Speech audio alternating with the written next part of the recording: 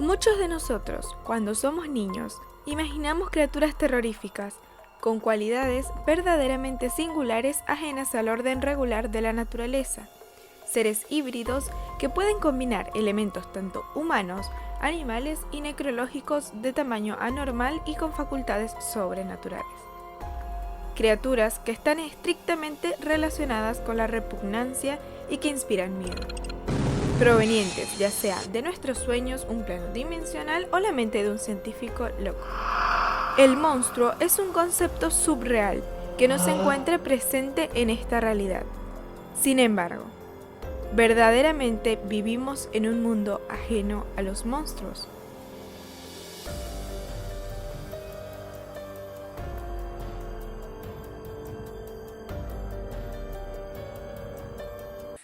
Quiero confesarles que este caso para mí fue bastante impactante, bastante intenso, ya que ya había escuchado algunos datos sobre el monstruo de los Andes, ya había escuchado un poco sobre su historia, pero es muy diferente cuando tratas de adentrarte y de saber cada detalle de sus crímenes. Es bastante denso, una historia bastante escalofriante. Antes de comenzar, quiero invitarlos a que si les gustan los temas de misterios, conspiraciones, alienígenas, ovnis, en fin, todo lo relacionado al oculto, oscuro y misterioso, pueden suscribirse a mi canal, donde siempre estoy subiendo información sobre estos temas misteriosos y algunos datos personales también, además de seguirme en mis redes sociales. Pedro Alonso López, o mejor conocido para algunos como el monstruo de los Andes, nació el día 8 de octubre de 1948 en la ciudad de Ipiales del departamento Tolima, en Colombia. Era el séptimo hijo de un total de 13 hermanos. Su madre era una dama de compañía llamada Belinda López de Castañeda, y su padre, Mectardo Reyes, quien fue asesinado solo 6 meses antes de que él naciera. Debido a que nació sin un padre, su madre ejercía un excesivo control sobre él y todos sus hermanos. Acá podemos ver que Pedro nació en una situación bastante precaria, de pobreza extrema. Sumado a esto, carecía de una figura paterna y su único pilar, su única forma de autoridad era su madre, la cual ejercía un excesivo control sobre él desde que era muy chico. Le quemaba las manos, lo amarraba a los árboles y lo golpeaba en múltiples ocasiones. Así que podríamos decir que Pedro fue criado en una familia bastante disfuncional. Desafortunadamente, esta es la realidad. No sé si tan extrema, pero sí sé que muchas familias de nuestros países latinoamericanos están pasando por esta situación. Cargan con esos traumas de los antepasados, con traumas familiares, los cuales terminan pagando los niños, deformando así su conducta, transformándolos en verdaderos monstruos. Su familia entera, la cual sumaba un total de 14 personas, vivían en una sola habitación, la cual se encontraba dividida en medio por solo una sábana. De un lado se podrían encontrar los 13 niños, o quizás no todos, jugando, durmiendo, hablando, mientras del otro lado de la habitación se encontraba la madre de Pedro atendiendo sus citas laborales. Con tan solo 9 años de edad, en el año 1957, su madre lo encontró intentando violar a su hermana menor. A consecuencia de esto, su madre lo echa de la casa, por lo que Pedro vivió como indigente en las calles de Bogotá, donde fue víctima de varias violaciones y agresiones, pues era muy chico y vulnerable como para defenderse de sus agresores. Con tanto historial de abuso, parece que finalmente Pedro va a correr con algo de suerte, ya que a la edad de 12 años lo adopta una familia estadounidense que no podía tener hijos. Pedro parecía que se estaba adaptando bien, hasta que uno de sus maestros particulares abusa sexualmente de él. Al tener esta situación en su propia casa, Pedro decide escaparse y vivir nuevamente en las calles. En el año 1969, con 18 años de edad, lo encarcelaron por hurto, Durante el tiempo en prisión fue de nuevo abusado sexualmente por 3 presos. Este hecho hizo desatar su más profunda ira y sed de venganza. Unos días más tarde, Pedro López consigue hacer justicia con sus propias manos y asesina a sus 3 agresores. En la cárcel fue declarado como defensa propia, por lo cual solo le dieron 2 años más de prisión. Ya para el año 1978, Pedro sale de prisión y viaja a Perú, donde visita pequeños poblados y tribus indígenas. Es allí cuando comienza a realizar las cosas más espantosas que se te pueden imaginar. En busca de nuevas, vulnerables e inocentes víctimas, se topa con la localidad de Ayacucho, ubicada en el centro-sur de Perú, donde es sorprendido por un grupo de ayacuchanos mientras intentaba secuestrar a una niña de tan solo 9 años de edad. Los ayacuchanos lo desvistieron, le quitaron todas sus prendas, todas sus pertenencias y lo torturaron durante muchas horas, hasta que encontraron la manera en la que él pudiera sufrir más, la manera de muerte más lenta, la cual era enterrándolo vivo. A pesar de que todos querían a Pedro muerto, un misionero estadounidense intervino. Habló con sus captores y les explicó que el asesinato no era bueno ante los ojos de la iglesia, no era bien visto para Dios, que iba completamente en contra de los mandamientos, logrando así que lo entreguen a la policía ayacuchana, salvándole la vida a Pedro. En ese momento, la policía no estaba muy interesada en investigar los casos relacionados con pueblos indígenas. Así que lo único que hicieron fue deportar a Pedro a Ecuador para que posteriormente viaje a Colombia. Al llegar a Ecuador, López se radica en la ciudad de Ambato, capital de la provincia de Tungurahua, donde las autoridades comenzaron a notar un incremento en las denuncias de desapariciones, en su mayoría de chicas jóvenes.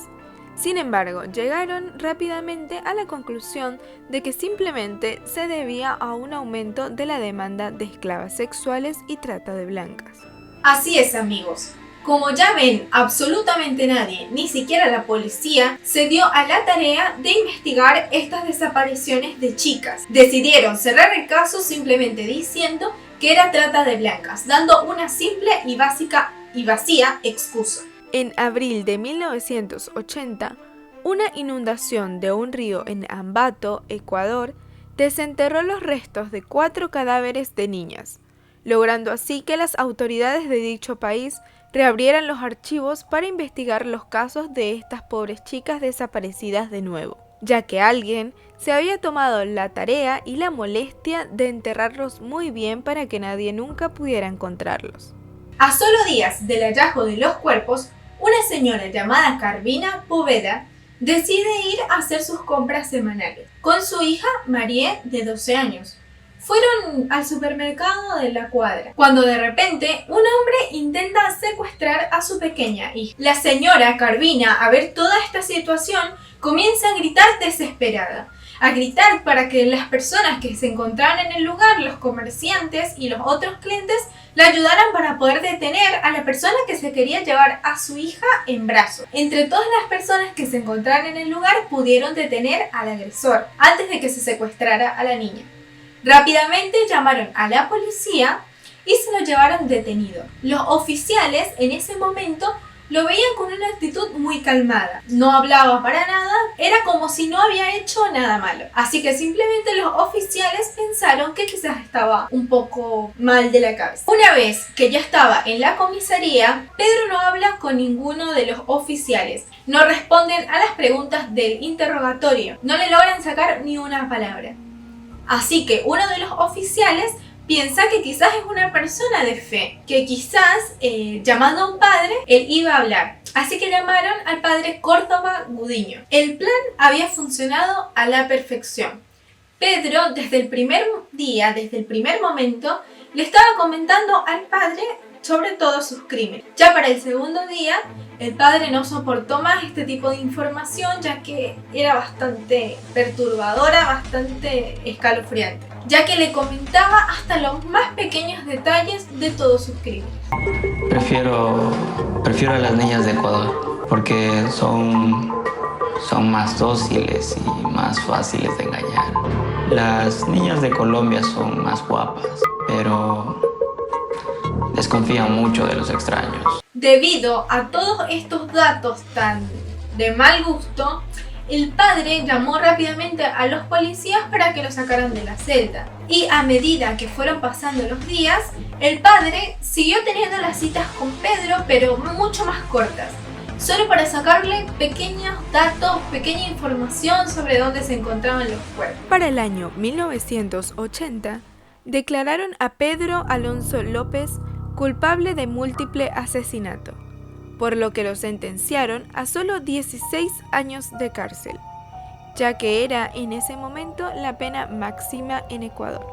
Muchas veces se le preguntó a Pedro qué hacía con sus víctimas, y él, sin ningún tipo de remordimiento, de la manera más cínica, explicó que se daba a la tarea de buscar a las chicas más inocentes, las que fueran más fácil de engañar, chicas jóvenes, vírgenes, con una mirada muy inocente. Luego, Pedro explicaba que su momento de mayor éxtasis, de mayor euforia, era cuando las violaba y las estrangulaba, ya que mirándolas fijamente a los ojos podía ver el momento exacto en el que morían.